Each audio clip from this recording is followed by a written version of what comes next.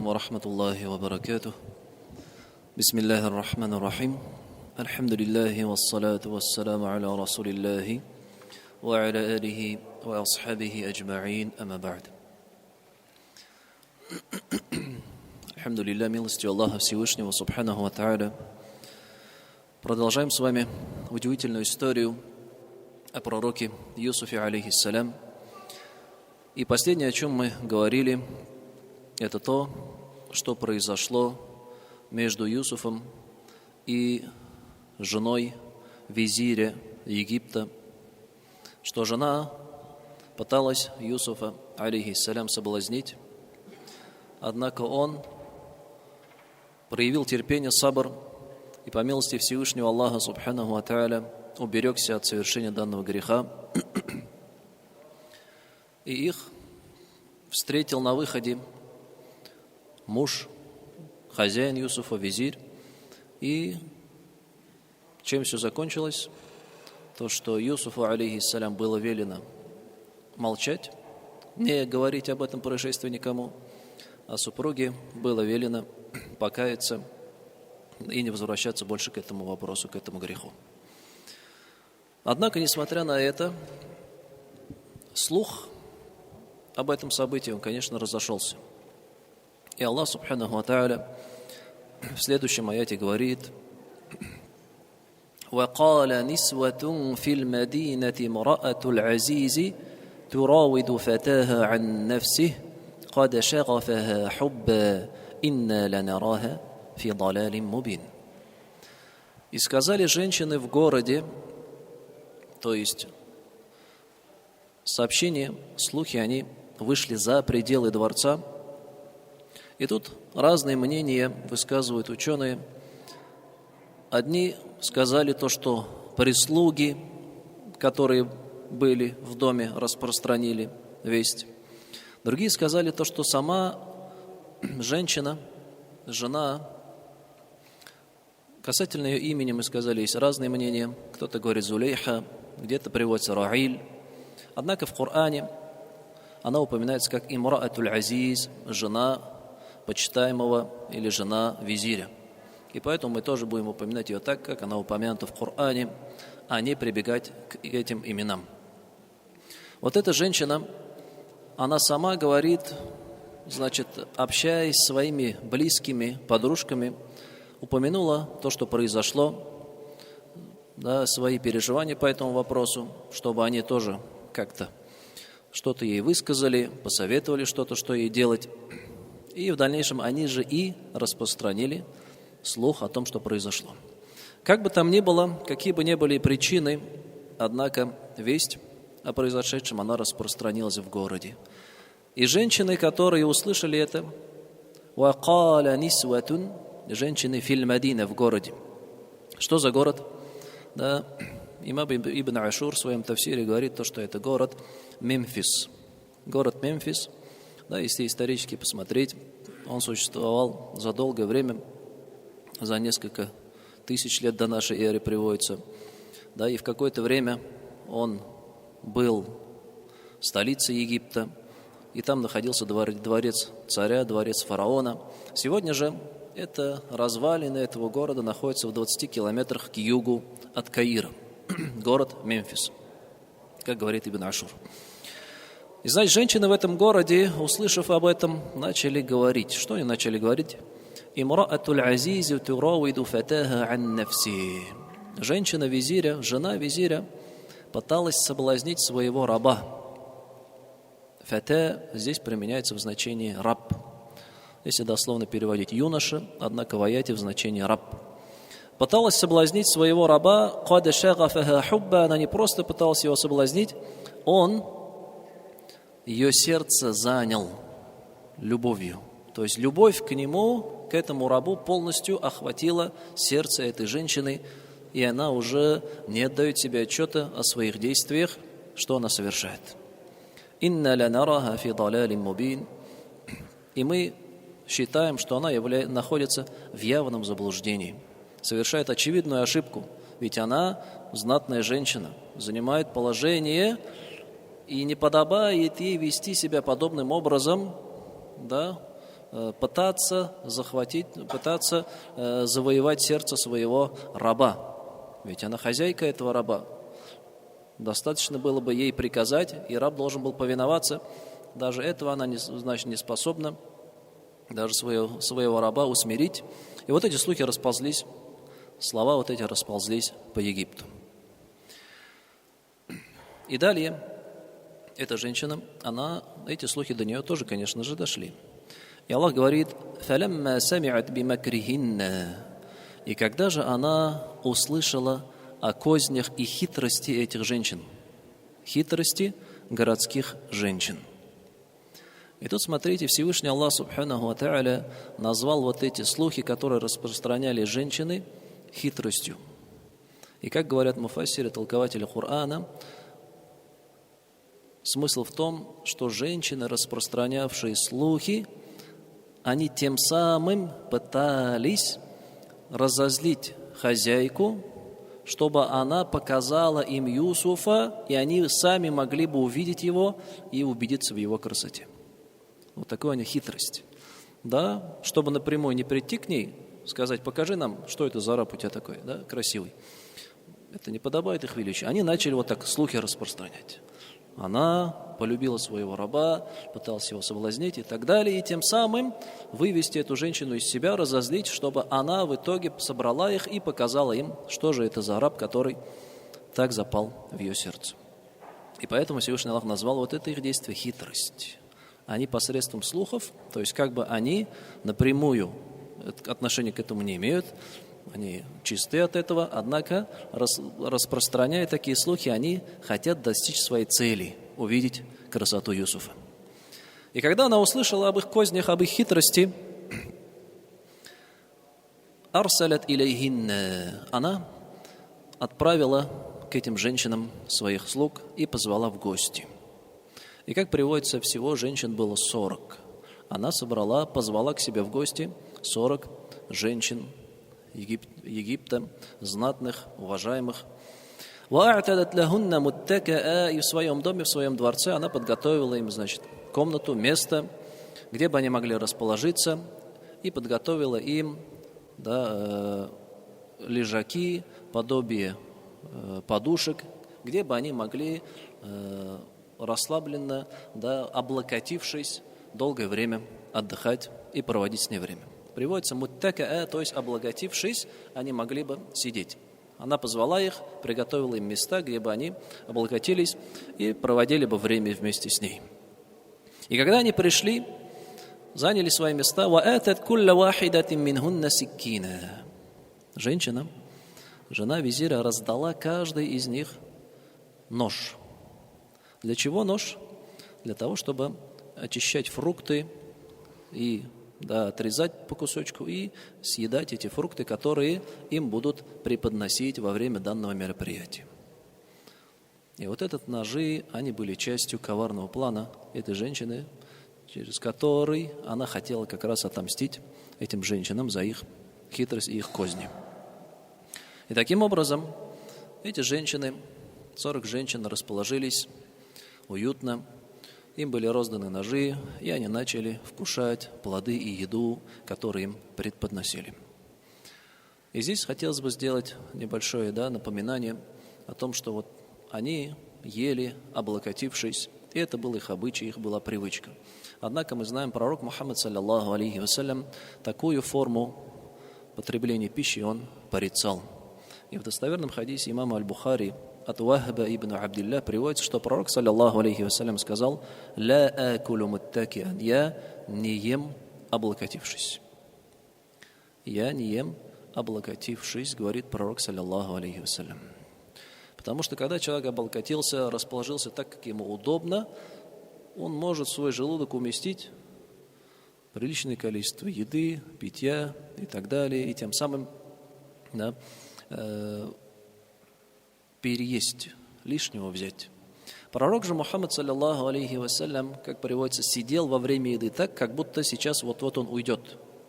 То есть он никогда не сидел во время еды уютно, расположившись. Иркенляб утурмидри. Вот по-татарски мы говорим иркенляб утра, расположился, расселся и сейчас уже готов это все, что на столе, испробовать. Пророк, саллаллаху алейхи вассалям, он сидел, да, в позе человека, который готов вот-вот сейчас уйти. Здесь же женщины расположились, да, уютно облокотившись. И тогда женщина сказала: «Вакалят ихруджи алейхинна», повелела Юсуфу: «выходи к ним».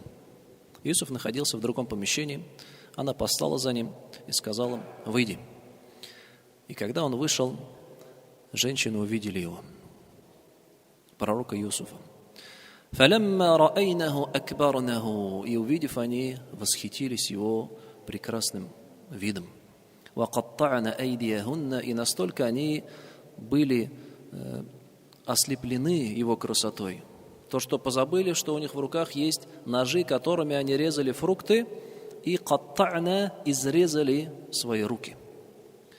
И что интересно, да, в Коране приводится глагол «катта'а», не просто «ката'а». «Ката'а» — это порезал, а здесь «катта'а», то есть изрезали. Настолько они забылись его красотой, то, что они продолжали резать, где-то даже в тафсирах приводится, то, что они думали в голове, что режут, очищают фрукты, а на самом деле они уже себе кожу с рук начинали срезать. Другие же сказали: нет, глагол «катта'на», то есть изрезали, то есть глубоко, сильно глубоко порезали свои руки. Они забылись вообще обо всем, даже забыли о той боли, которую причиняет им нож. Увидев Юсуфа, они восхитились и сказали: «Вакульна хаша лилляхи», упаси Аллах, упаси Бог, «ма хада башаран ин хада илля малакун карим». Это не человек.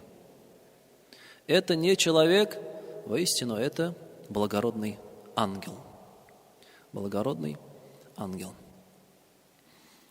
И тут в аяте сообщается о красоте Юсуфа, алейхиссалям, и об этой же красоте пророк Мухаммад, саллаллаху алейхи вассалям, сообщил нам в хадисе, который передает имам Муслим. Это событие аль-Исра валь-Ми'радж, ночного переноса и вознесения. Когда пророк Мухаммад, саллаллаху алейхи вассалям, рассказывал, как он перенесся из Мекки и как возвысился над 7 небесами, поднявшись на 3 небо, он увидел Юсуфа, алейхиссалям, и говорит о нем: «Фа'идha хуа када у'тия шатра аль-хусн», и воистину ему была дарована половина красоты, говорит. Он увидел пророка Юсуфа, алейхиссалям, и сказал: ему дарована половина красоты. Здесь немножко поясним, что же подразумевается под словом «половина красоты». И тут ученые высказали 2 мнения. Одни сказали то, что Всевышний Аллах Субханаху ва Тааля человеческую красоту разделил на 2 части и половину отдал Юсуфу, а остальную уже половину разделил между всеми остальными людьми. Другие же сказали: нет, половина красоты имеется в виду, скажем, 50% красоты. То есть, если брать абсолют человеческой красоты, то Юсуфу, алейхиссалям, он обладал 50% красотой. Да? А тогда кто же обладал 100% человеческой красотой? Они сказали: это первый человек, это Адам, алейхиссалям, которого Всевышний Аллах Субханаху ва Тааля сотворил первым. Таким образом, Адам был идеалом, да, был эталоном человеческой красоты. Остальным людям дарована эта красота в разной степени. Кому-то 5%, кому-то 10% красоты, кому-то, может, меньше, кому-то больше. Однако Юсуф, алейхиссалям, обладал половиной красоты, говорится в хадисе. То есть эта красота настолько ослепительна, что 40 женщин, которые там находились, они просто изрезали свои руки и воскликнули: это не человек. Человек не может обладать такой красотой. Это благородный ангел. И после того, что произошло, женщина сказала им: «Калят фадаликунна аллади лумтуннани фи». Вот он тот, да, в отношении кого вы меня порицали. Вы распространяли слухи, да, вы меня порицали, однако сейчас сами узрели этого человека. И увидев его, вы не сдержали, даже руки себе изрезали, не почувствовав этого. И признали, что он вообще не человек, обладает нечеловеческой красотой. Как же вы можете теперь меня порицать за то, что я совершила или пыталась совершить? И женщины сказали: да, мы теперь ничего против тебя не имеем. Действительно, Юсуф, алейхиссалям, прекрасный юноша, и ты как бы оправдалась перед нами. И далее она продолжила. وَلَقَدْ رَاوَدتُّهُ عَنْ نَفْسِهِ فَاسْتَعْصَمْ. И я действительно пыталась его соблазнить, однако он отказался, говорит.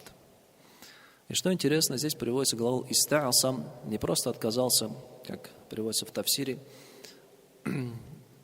он отказал с указанием на ошибочность ее действий. То есть она пыталась его соблазнить, он сказал «нет», и при этом он еще ее упрекнул, сказал: ты ошибаешься в этом вопросе, заблуждаешься, как мы до этого на прошлом уроке разъяснили. Юсуф, алейхиссалям, привел 3 довода на ошибочность этого действия, на заблуждение в этом вопросе. И таким образом, получается, есть 2 момента. Можно человеку просто отказать, сказать «нет». Человек это воспримет по-другому. Однако, если человек сказать «нет», да, и ты не прав, я не буду тебя слушаться, потому что то-то, то-то, то-то, это вот этот ответ, вот этот отказ, он является неким подобием еще вызова тому человеку, который пытается этот грех совершить. И тут получается также Юсуф, алейхиссалям, он не просто ей отказал, он указал на ее заблуждение, на ее ошибочность, что, возможно, ее еще сильнее раззадорило, да, и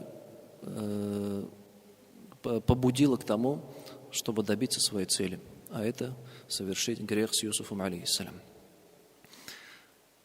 وَلَئِنْ لَمْ يَفْعَلْ مَا آمُرُهُ لَيُسْجَنَنَّ وَلَيَكُونَنَّ مِنَ الصَّاغِرِينَ. И она говорит: если же он не будет делать то, что я скажу, то я непременно заточу его в темницу, и он окажется из числа униженных. То есть тем самым она дает понять, что она не откажется от своих попыток заполучить Юсуфа, алейхиссалям. Не откажется, что бы ни происходило. И тут смотрим, в каком положении находится Юсуф, дорогие братья. Это насколько сложная, насколько трудная ситуация. У него сейчас выбор. Она обещала, она говорит: я тебя заточу в темницу, а если ты не совершишь тот грех, к которому я тебя призываю. Получается выбор между тюрьмой и прелюбодеянием. Или, иными словами, между грехом и наказанием. А если посмотреть, да, наши мирские законы, обычно грех и наказание, они не стоят с 2 противоположных сторон. У нас в законах мирских наказание идет за грехом, так ведь? То есть, если, например, человек последует своей страсти и украдет, его ожидает наказание, так? Посадят, уголовное преступление и так далее. То есть грех, если человек последовал своей страсти, совершил грех, его ждет наказание. Он знает об этом. Превысил скорость, да, захотелось погонять. Это тоже поддался своему нефсу, эмоциям. Да, втопил, получил штраф, наказание. На работу не пошел, прогулял, урезали зарплату, премию или уволили, получил наказание. То есть как у нас идет в законах, если человек, поддавшись своим страсти, своему нефсу, да, своему эго, своей похоти, совершил грех, он знает, что за этим последует какое-то наказание, какое-то негативное последствие. Однако здесь какая ситуация? А здесь наоборот. Соверши грех, чтобы наказание избежать. Соверши грех, чтобы наказание избежать. Насколько это сложный выбор, перед которым встал Юсуф, алейхиссалям. Соверши грех, то есть как бы поддайся своему нефсу, своей похоти, как бы получишь какое-то удовлетворение, и в то же время это послужит причиной того, что ты избежишь наказания и гнева, и заточения в темнице. В этом мире, конечно же, мы говорим. И тогда что сделал Юсуф, алейхиссалям? Это урок для нас каждого. Он обратился к Аллаху субханаху ва тааля и говорит: «Каля рабби ссиджну ахаббу илейя мимма яд'унани илей». Каля рабби ссиджну ахаббу. И Юсуф, алейхиссалям, сказал: «О мой Господь», обратился к Аллаху, заточение в темнице мне милее, более любимо, чем то, к чему они меня призывают. заточение в темнице, пребывать мне там, оно мне милее и более любимо, тем то, к чему они призывают, к прелюбодеянию. И заметьте, тут говорится уже призывают они, женщины. То есть уже не просто она одна, а уже другие женщины подключились к этому и начали Юсуфа, алейхиссалям, уговаривать, объяснять, ты должен сделать так, как требует твоя госпожа и так далее. То есть они уже тоже включились в этот грех. Они начали все вместе его побуждать к этому. Иисуф, алейхиссалям, обратился в первую очередь к Аллаху, субхану ва тааля. О мой Господь, говорит, тюрьма милее для меня, темница милее. وَإِلَّا تَصْرِفْ عَنِّي كَيْدَهُنَّ أَصْبُ إِلَيْهِنَّ وَكُمْ مِنَ الْجَاهِلِينَ. И если ты не отвратишь меня от того, к чему они призывают, я, несомненно, склонюсь к ним. Я склонюсь к тому, к чему они меня призывают, и буду из числа невежд. Буду из числа невежд. Что сделал Юсуф, алейхиссалям? Он обратился за помощью ко Всевышнему Аллаху, субханаху ва тааля. Дуа, мольба и прибегание за помощью к Аллаху. Это то, как должен вести себя верующий и уповающий на Всевышнего Аллаха мусульманин.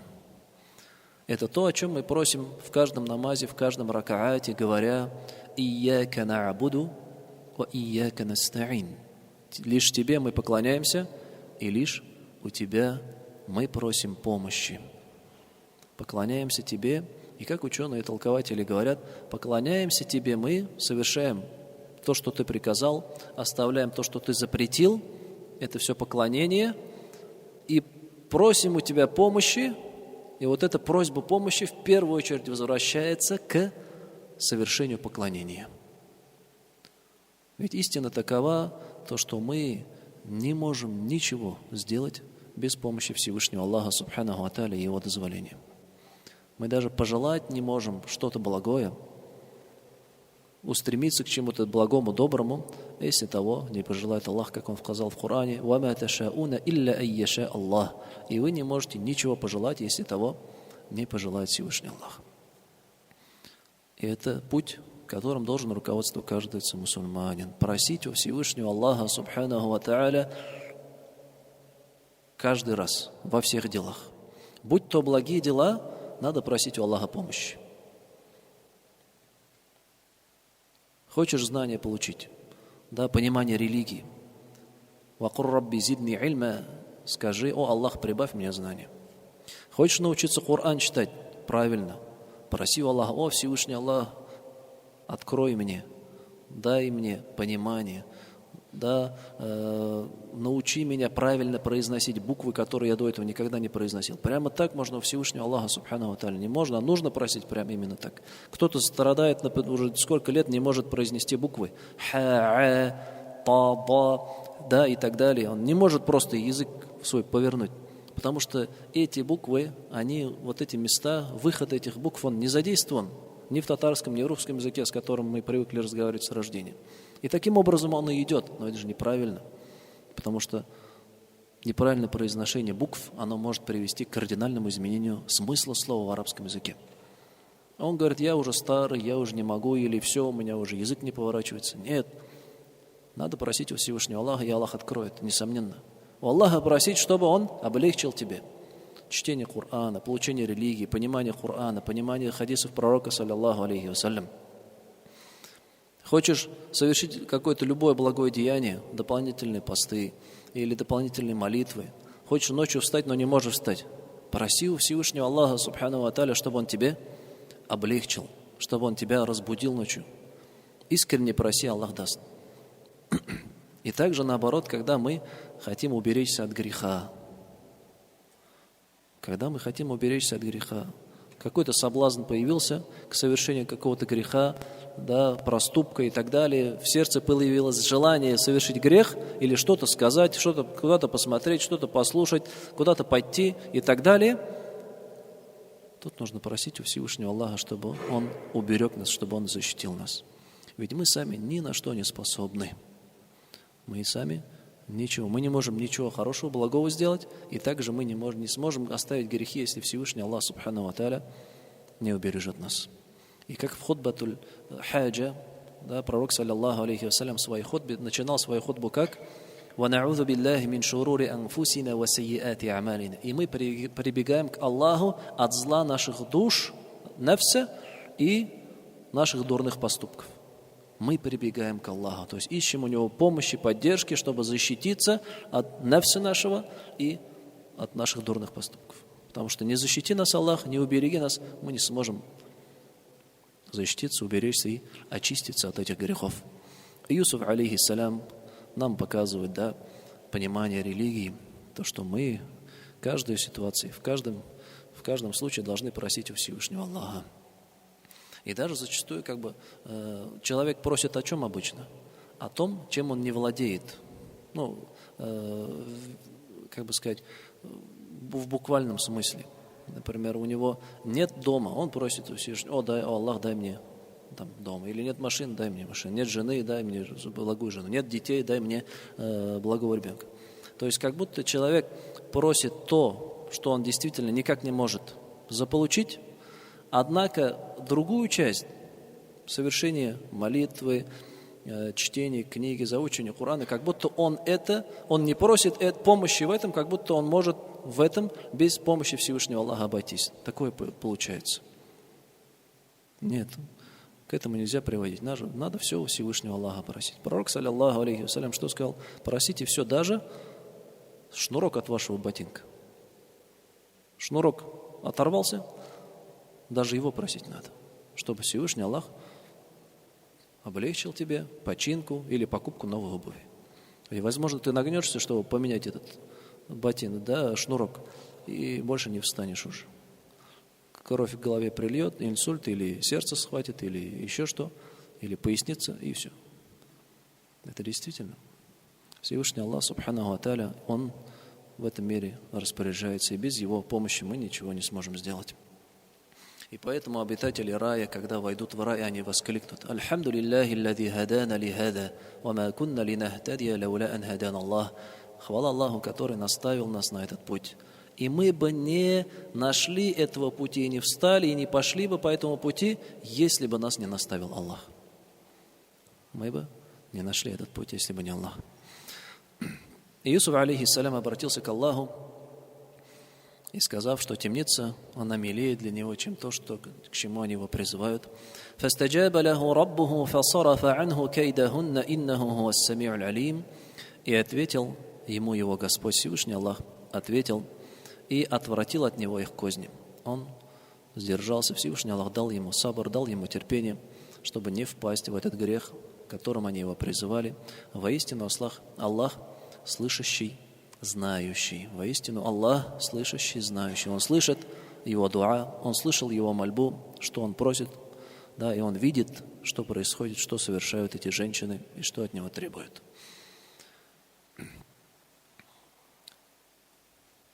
И далее, что же произошло? Представим ситуацию, да? Женщины собрались, 40 женщин, руки себе изрезали, вернулись домой.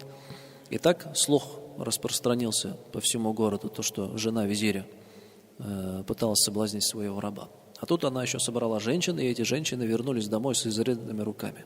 Да, одна пришла домой, муж спрашивает, что у тебя с рукой. Да вот была у жены визиря, там фрукты раздавали, но руку порезала. И вторая так, и третья, и четвертая, и пятая, и шестая, и непонятно, что происходит, да? И тут произошла дилемма, что же делать? То есть по всему городу, город весь уже шумит, гудит, то, что есть у визиря раб, его зовут Юсуф, да, и произошло то-то событие, женщины были, увидели его, да, руки себе изрезали, даже появилась некая зависть со стороны других мужчин, мужей, да, из-за Юсуфа, из-за его красоты. И что же делать? ثم بدا لهم من بعد ما رأوا الآيات ليسجننه حتى حين. Далее, говорит Всевышний Аллах, они, то есть это визирь, да, и его окружение, другие мужчины, вельможи, они собрались решать вопрос, что же делать. и они решили его все-таки заточить в темницу. Даже несмотря, говорит, на то, что Аллах Всевышний, то, что они из знамений и из доводов увидели его невиновность. Как на прошлом уроке мы привели то, что довод, доказательство с рубашкой, то, что рубашка Юсуфа была изорвана сзади, и то, что это доказывало его невиновность в данном вопросе. Несмотря на это и на то, что все доказательства показывают на виновность Юсуфа, они все-таки решили его заточить в темницу, для того, чтобы вот эта ситуация, она успокоилась, чтобы горожане забыли, вот эти слухи прекратились, перестали жену визиря, и нападки в сторону жены визиря, это, несомненно, отражается на самом визире, и это может повлиять на его положение, может, даже его снимут с должности и так далее. Таким образом, руководствуясь этим, они решили решить вопрос просто. Избавиться от Юсуфа. Не убить его, а просто его убрать.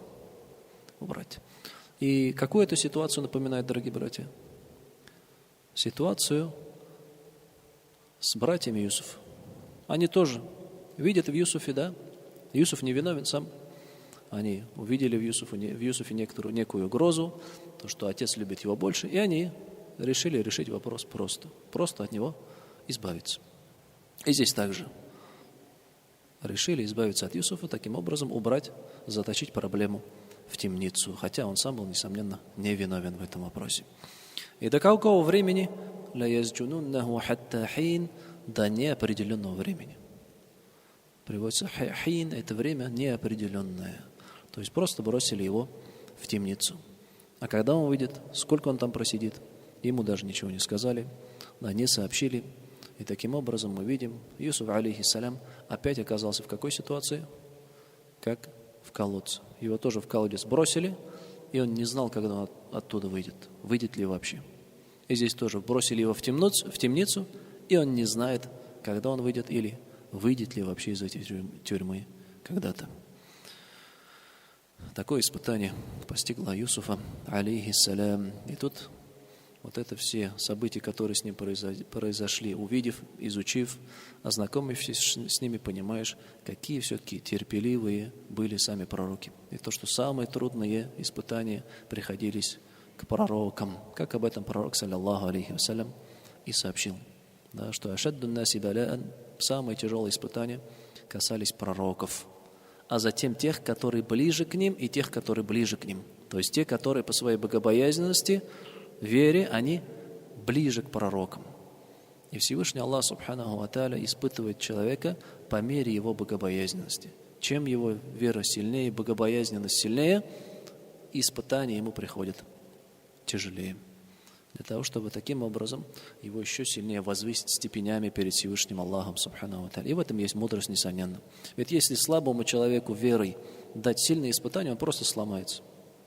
И Аллах ему дает некие испытания, которые он сможет выстоять, и посредством испытаний еще немножко свой уровень богобоязненности поднять и так далее. А если же дать человеку испытания легкие, например, богобоязненному человеку дать легкие испытания, то это ни к какому росту его приводить не будет.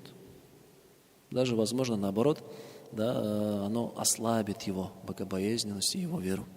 И Аллах Субханаху ва Тааля таким образом испытывать своих рабов, желая им лишь блага.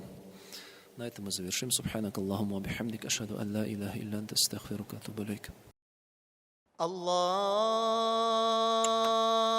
акбар, Аллаху акбар, Аллаху